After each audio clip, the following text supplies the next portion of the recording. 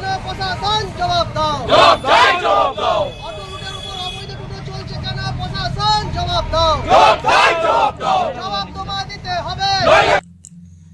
অবিলম্বে auto stand এবং auto রুটের ওপর চলাচলকারী অবৈধ টোটোগুলির বিরুদ্ধে আইনি পদক্ষেপের দাবিতে আন্দোলনে নামল অটো চালকেরা।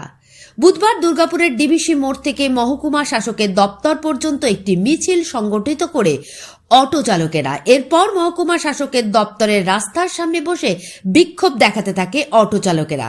মূলত অটো চালকদের দাবি, অটো স্ট্যান্ডের পাশেই অবৈধভাবে টোটো স্ট্যান্ড গড়ে উঠেছে। যদিও একাধিকবার প্রশাসনকে জানিয়েও কোনো পদক্ষেপ গ্রহণ করেনি প্রশাসন, তাই এদিন অটো চালকদের 5 সদস্যের এক প্রতিনিধি দল মহকুমা শাসকের দপ্তরে স্মারকলিপি জমা করে।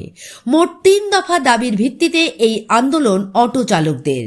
এ বিষয়ে অটো চালক সুজিত ব্যানার্জি বলেন, বিনা লাইসেন্সের যথেচ্ছভাবে টোটোগুলি চলছে রাস্তায়, বাস এবং অটোর প্যাসেঞ্জারও তারা ধরছে। পাশাপাশি তাদের দাবি, আমরা সরকারকে সব রকম ট্যাক্স প্রদান করি, কিন্তু টোটো চালকেরা সেই ট্যাক্স প্রদান করে না। তারপরেও 18 বছর বয়স হয়নি, সেও রাস্তায় টোটো নিয়ে নেমে যায়। তিনি আরও জানান, তাদের এই দাবি মানা না হলে ভবিষ্যতে বৃহত্তর আন্দোলনে নামবে তারা। প্রদর্শন করার কারণ হচ্ছে আমাদের বৈধ অটো রুট এবং অটো স্ট্যান্ড, সেখান থেকে বিগত বহু বছর ধরে অবৈধ টোটো চলছে। প্রত্যেকটা বৈধ অটো স্ট্যান্ডের পাশে অবৈধ টোটো স্ট্যান্ড হয়ে গেছে এবং আমাদের রুটের উপরে টোটোগুলো চলছে, প্যাসেঞ্জার তুলে নিয়ে যাচ্ছে। আমরা বারবার প্রশাসনের কাছে জানাচ্ছি, পুলিশের কাছে জানাচ্ছি, এর কোনো অ্যাকশন হচ্ছে। তাই আমাদের সরকারের কাছে দাবি যে আমরা গভর্নমেন্টের সমস্ত রেভিনিউ দিচ্ছি এবং গভর্নমেন্টের যত সম্ভব নিয়ম আমরা মেনে চলছি, তা সত্ত্বেও যে বারবার অবৈধ টোটোর বিরুদ্ধে আমরা বলছি, কেন কোনো অ্যাকশন হচ্ছে। মিনিবাস থেকে যখনই কমপ্লেন হচ্ছে, তারা প্রশাসন নামছে মাঠে, নেমে আমাদের অটোওয়ালাদের ধরে 5,000 10,000 টাকা করে ফাইন দিচ্ছে, যেটা গভর্নমেন্টের রুলসে আছে। সেই জায়গায় দাঁড়িয়ে টোটোকে ছেড়ে দেওয়া হচ্ছে, তাকে ধরে খুব বড় 2 ঘন্টা রাখা হচ্ছে, ছেড়ে দেওয়া হচ্ছে। এই দ্বিচারিত মনোভাব কেন প্রশাসন? কারণ ও হচ্ছে 3 হুইলার, একটা 3 হুইলার আমাকে অটো যদি চালাতে হয়, আমার 4 চাকা লাইসেন্স থাকে, তাহলে গভর্নমেন্ট আমাকে ফাইন করছে, কারণ 3 হুইলার লাইসেন্স নাই। আর এখনও মোচে রেখা উঠে নাই, সেরকম ছেলে টোটো নিয়ে রাস্তায় ঘুরে বেড়াচ্ছে, যার লাইসেন্স ইন্স্যুরেন্স কিছুই নেই, তার বিরুদ্ধে প্রশাসনের কিছু পদক্ষেপ নেই। এর আমরা বিরোধিতা করছি। মেন কারণ হচ্ছে টোটো।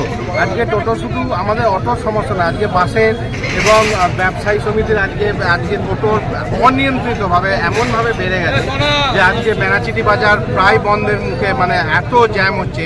আজকে দুর্গাপুর স্টেশন বাজারও এত জ্যাম হচ্ছে যাওয়ার জন্য।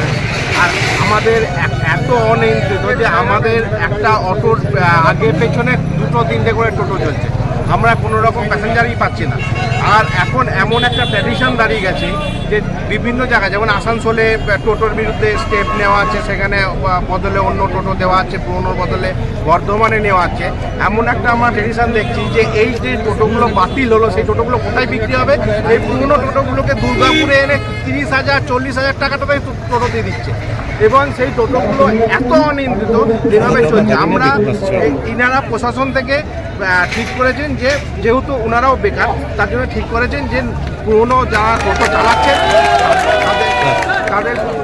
টোটো চালাচ্ছেন তাদেরকে নতুন করে পারমিট দেওয়া হবে এবং নিয়ন্ত্রণে আনা হবে। আমরা এটা করতে গিয়ে বিভিন্ন রকম শোরুম খুললো, আমরা যখন অথচ নতুন পুরোনো টোটোগুলোকে কোনো রকমভাবে সেইভাবে প্রচার করছে না, তাদের কোনো রকম গিয়ে বলা সেই ধরনের কিছু করছে না, যার ফলে দেখা গেছে যে যারা শোরুম খুলেছে তারা নতুন নতুন ছেলে ধরে নিয়ে তাদেরকে টোটোর পারমিট দিয়ে দিচ্ছে। অথচ যারা পুরোনো আছে তাদেরকে যখন আমরা গিয়ে বলছি যে তোমার টোটোটা নিচ্ছ না কেন, ব্যক্তিগতভাবে যখন বলছি, তারা বলছে নিয়ে কী হবে, ওখানে কাগজ করতে হবে, পয়সা দিতে হবে, আমরা এটাতেই ভালো আছি। অথচ প্রশাসন সেই জায়গায় গিয়ে চুপচাপ দাঁড়িয়ে আছে। Bureau report, activist Bangla, Durgapur.